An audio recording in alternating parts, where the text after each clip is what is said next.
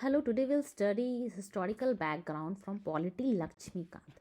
So, Britishers जो है वो 1600 में came to India in the form of East India Company in order to trade in India, and this permission was granted to them by Queen Elizabeth I.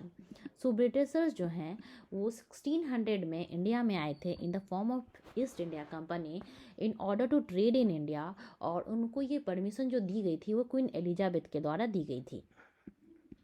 Now in 1765 Britishers obtain दीवानी. अब तक उनके पास बस trade करने की rights थी, अब उन्हें दीवानी की भी राइट्स मिल गई है, that is rights over revenue and civil justice of 3 states, that is Bengal, Bihar and Orissa. In 1858, in wake of CPI mutiny, British got full responsibility for governance in India. अब उनको full responsibility दे दी गई है रूल करने के लिए, गवर्न करने के लिए इंडिया में. Now, Constitution came into being on 26th of January 1950. इस दौरान दो रूल आए, एक कंपनी रूल और एक क्राउन रूल. कंपनी रूल जो है वो 1773 से लेकर के 1858 तक चला, और क्राउन रूल जो है वो 1858 से लेकर के 1947 तक चला.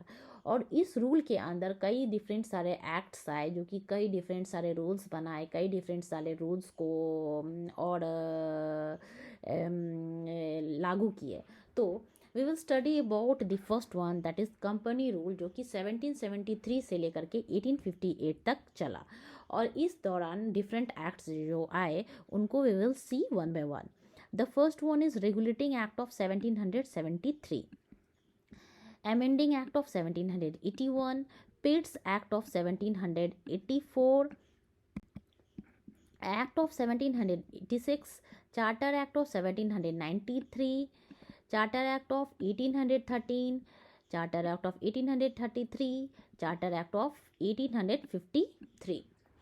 Now we will study about crown rule, जो कि 1858 से लेकर के 1947 तक चला, और इसके अंदर कई डिफरेंट सारे एक्ट्स जो आए वो अब हम देखते हैं. The first one is government of India act of 1858, Indian council act of 1861, Indian council act of 1892, Indian council act of 1909, government of India act of 1919. इस एक्ट के अंदर दो चीज़ें आए, एक तो साइमन कमीशन और दूसरा कम्युनल अवार्ड. इन दोनों चीज़ों को हम लोग हिस्ट्री में पढ़ेंगे डिटेल में. Okay, now government of India act of 1935, this is the most important act, that is government of India act of 1935. इसके अंदर इंडिया इंडिपेंडेंस एक्ट ऑफ 1947 आया. This is also important. Now अब हम उसके in different acts को थोड़ा brief में study करेंगे. The first one is regulating act of 1773. It designated the governor of Bengal as governor general of Bengal and created an executive council of 4 members to assist him. The first such governor general was Lord Warren Hastings. Secondly, it established the Supreme Court at Calcutta in 1774, comprising of one Chief Justice and other 3 judges. Court of Directors को appoint किया in order to report to its civil military affairs in India. So regulating out of act of 1773 के अंदर different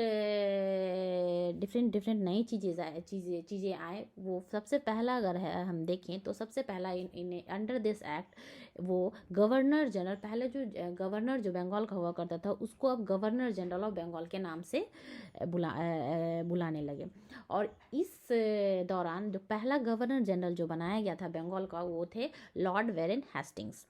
now second, supreme court का establishment किया गया था in Calcutta in 1774. Third, court of directors को इन्होंने अपॉइंट किया था in order to report on its revenue, civil and military affairs in India. Now amending act of 1781, इसको हम एक्ट ऑफ सेटलमेंट भी कहते हैं. This act is also known as act of settlement. Pitt's Act of 1784, this is also important act. It allowed the court of directors to manage the commercial affairs, but created a new body called Board of Control to manage the political affairs, and thus it established a system of double government. अगर हम बात करें कि double government किस act के अंदर आया, तो डबल गवर्नमेंट जो है वो पिट्स एक्ट ऑफ 1784 के अंदर आया। इसमें दो बॉडीज़ को अपॉइंट किया गया। पहला कोर्ट ऑफ डायरेक्टर्स तो था ही, जो कि मैनेज करेगा कमर्शियल अफेयर्स को, और सेकेंडली एक इन्होंने बोर्ड ऑफ कंट्रोल्स नया बॉडी बनाए in order to manage political affairs. Okay, now act of 1786, 1786 में लॉर्ड कॉर्नवालिस को अपॉइंट किया गया था as governor general of Bengal. इससे पहले गवर्नर जनरल ऑफ बंगाल थे लॉर्ड वेरेन हेस्टिंग्स, जो कि रेगुलेटिंग एक्ट ऑफ 1773 के अंदर अपॉइंट किया गया था उनको। अब 1786 में लॉर्ड कॉर्नवालिस जो हैं वो गवर्नर जनरल ऑफ बंगाल बन गए हैं। Now, Charter Act of 1793, it extended the trade monopoly of company in India for another period of 20 years. That's all. Thank you.